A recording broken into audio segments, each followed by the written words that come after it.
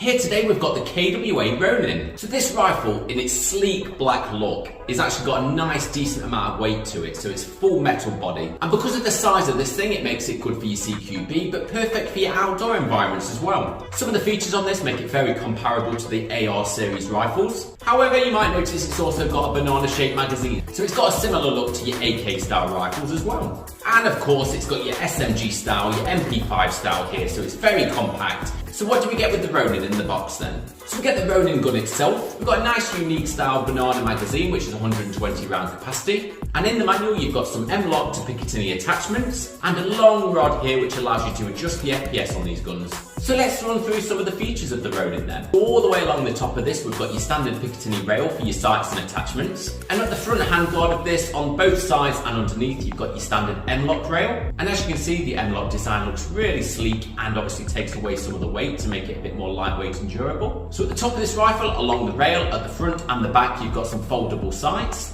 which can be folded up nice and easily in place like this, with some adjusters on the side so you can actually just make some slight tweaks to your aim. At the back of the gun, you've got a nice unique stock extender, which just allows you to pull into two preset positions. And with the button underneath, you can reduce the size and remove completely, allowing you to get into a little compartment at the back, which you just need to open the cap, which exposes where the battery's housed.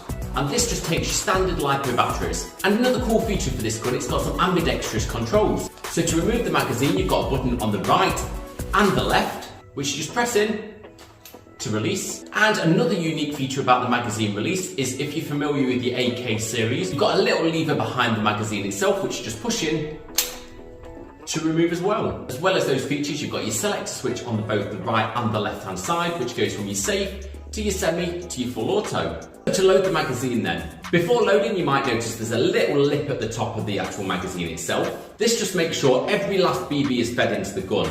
You just need to make sure that you either push this down or load it up first before you insert it into the gun, because they are quite delicate. You need your speed loader and some high quality BBs, and today here we've got some 0.2 gram from Flashbang Airsoft. Fill up your speed loader, insert it at the top of your magazine and load up. Lock the magazine into your gun until you hear it click. So what we're going to do now then is we're going to take the Ronin over to the range, where we're going to test the accuracy, we're going to test the power, and then we're going to make sure it meets the 350 FPS limit for the UK. So firstly then, we've got it set to semi-automatic.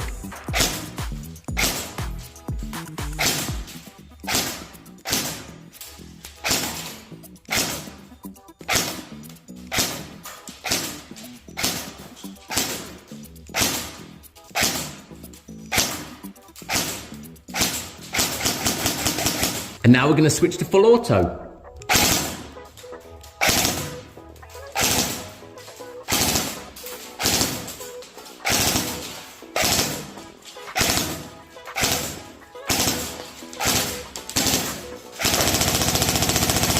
So finally now we're going to test the FPS to make sure it meets the 350 UK standard.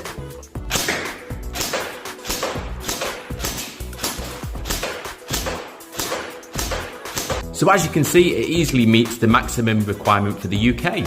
Okay, so what's the final verdict of the Ronin then? So I actually really like this rifle. It feels really nice to shoot. It's got a very realistic weight to it, so I can imagine using this outdoors. It's got a nice high capacity magazine, which means you don't run out straight away. And it's a very attractive gun with a stealthy black finish on here. It just looks the part. The accuracy of this thing was actually really good. I was hitting every target first time. And the power, as you saw on the FPS, met the UK requirement, and it actually felt very, very powerful. But the sleek design of the M-LOK rails at the front just make this design look even better. And then finishing off with the nice stock at the back, which just makes it a very nice, unique gun that sort of resembles an AR and an AK and an MP5. So you get the best of three worlds with this. So thanks for watching the review of the Ronin, guys. Make sure to like and subscribe to the channel. As always, we'll be back with loads more airsoft, gelsoft and Nerf gun reviews. Until then, we'll see you again soon.